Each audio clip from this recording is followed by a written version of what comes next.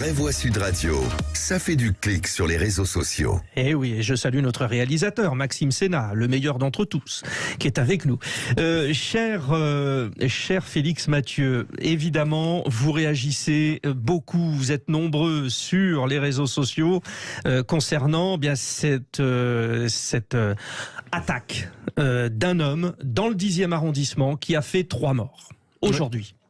Oui, les faits se sont déroulés à proximité d'un centre culturel kurde. L'assaillant, âgé de 69 ans, a pu être interpellé, blessé. Il a été conduit à l'hôpital en attendant de pouvoir être auditionné. Le parquet privilégie le mobile raciste de sources policières. Il est connu pour avoir attaqué au sabre un camp de migrants près du parc de Bercy il y a un an, le 8 décembre 2021.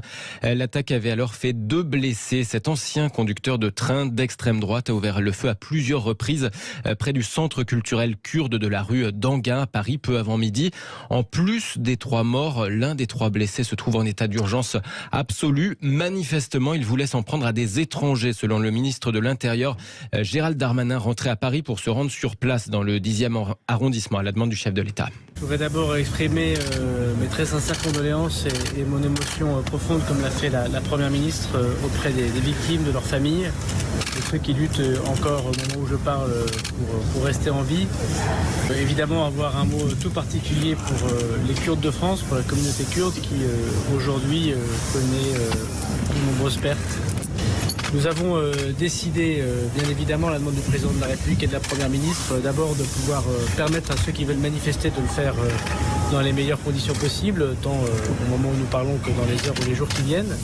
Nous n'oublions pas non plus qu'il y a 10 ans, un très triste anniversaire des femmes kurdes ont été assassinées et ce triste anniversaire devait être commémoré par les Kurdes. Évidemment, nous permettrons leur sécurité pour ces manifestations, que ce soit aujourd'hui ou dans le début du mois de janvier. Pensée et plein soutien aux victimes et à leurs proches, a tweeté de son côté la chef du gouvernement, Elisabeth Borne, qui exprime sa gratitude aux policiers, aux pompiers engagés sur place. Les réactions similaires se multiplient de gauche à droite. Stupeur et émotion après la fusillade en plein cœur de Paris, tweet Marine Le Pen. Tristesse et colère devant cette attaque terroriste pour Jean-Luc Mélenchon. Il y a 10 ans, presque jour pour jour, étaient assassinés 3 dirigeantes kurdes en plein Paris. Ça suffit, poursuit le leader de la France insoumise, plaidant au passage pour la protection, dit-il, de nos alliés kurdes. Du côté du nouveau patron d'LR aussi, pensée pour les victimes de la terrible fusillade à Paris, tweet Éric Ciotti, tandis que pour la maire de Paris, Anne Hidalgo, la communauté kurde et à travers elle, tous les Parisiens ont été visés par ces assassinats commis par un militant d'extrême droite, dit la maire de Paris. En tout cas, près des lieux de la fusillade du triple meurtre, l'ambiance est devenue de plus en plus tendue au fil de l'après-midi, comme en témoignent les séquences partagées sur les réseaux sociaux. D'abord des Kurdes rassemblés, criant des slogans, déplorant d'être visés, de ne pas se sentir protégés. Puis, depuis l'arrivée de Gérald Darmanin sur place il y a environ 1h30, ça a carrément dégénéré en affrontement avec les forces de l'ordre. Des échauffourées qui auraient débuté quand les policiers ont empêché des manifestants de se rapprocher du ministre de l'Intérieur. Sur place, des Kurdes ont aussi crié des slogans contre la Turquie, accusés d'être l'allié objectif de Daesh. Pour rappel, les Kurdes avaient payé un lourd tribut à la lutte contre le groupe État islamique avant de déplorer le manque de soutien du monde face aux attaques turques une fois le califat tombé. En tout cas, le bilan de l'attaque de ce midi à Paris s'élève toujours à 3 morts et 3 blessés, dont un en état d'urgence absolue. Alors, vous le disiez, Félix Mathieu, beaucoup de réactions et beaucoup de manifestants kurdes qui s'en sont pris également aux forces de l'ordre. Tout est cassé actuellement dans cette rue.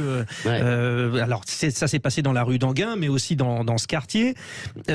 Quand on dit un militant d'extrême droite qui s'en prend aux Kurdes, le problème des Kurdes, c'est surtout les Turcs. C'est la tension entre... Donc, j'ai l'impression que les déclarations dont Félix vient de nous parler des politiciens, notamment de gauche, n'ont fait que amplifier ce sentiment.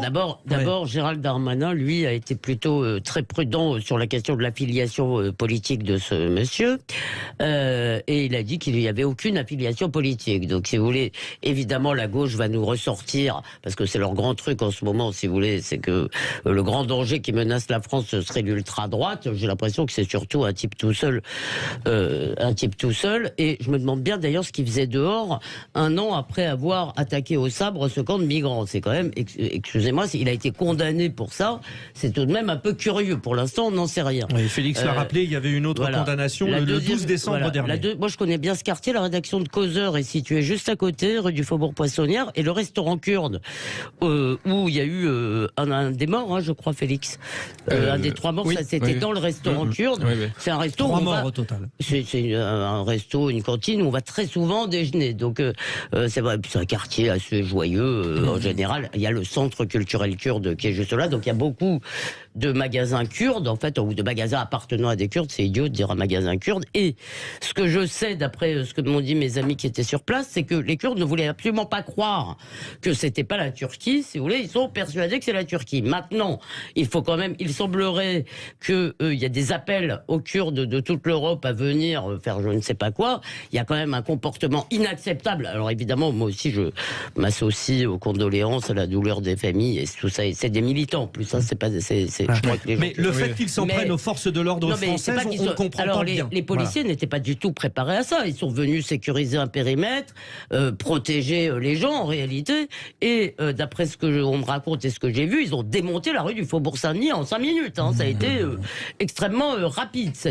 Donc il y a quand même aussi là un comportement qui n'est pas tout à fait acceptable, quelle que soit leur douleur tout à fait compréhensible. Bon, voilà, c'était en quelques clics. Et puis l'éclairage sur lequel vous vouliez revenir, c'est l'actualité. Bien sûr, on va suivre tout au long de cette soirée sur Sud Radio les événements dans le 10e arrondissement à Paris. Dans un instant, nous revenons sur l'un des autres grands faits de ce vendredi. À suivre notre grand débat. La grève des contrôleurs est maintenue pour Noël. Le droit de grève inscrit dans la Constitution est aujourd'hui questionné. Comment faut-il réformer le droit de grève en France? C'est la question que nous vous posons. 1, en rien. 2, par période. 3, par service minimum. 4, par exclusivité syndicale. Même chose, c'est Félix Mathieu qui va tout nous expliquer dans un instant après la respiration. À tout de suite.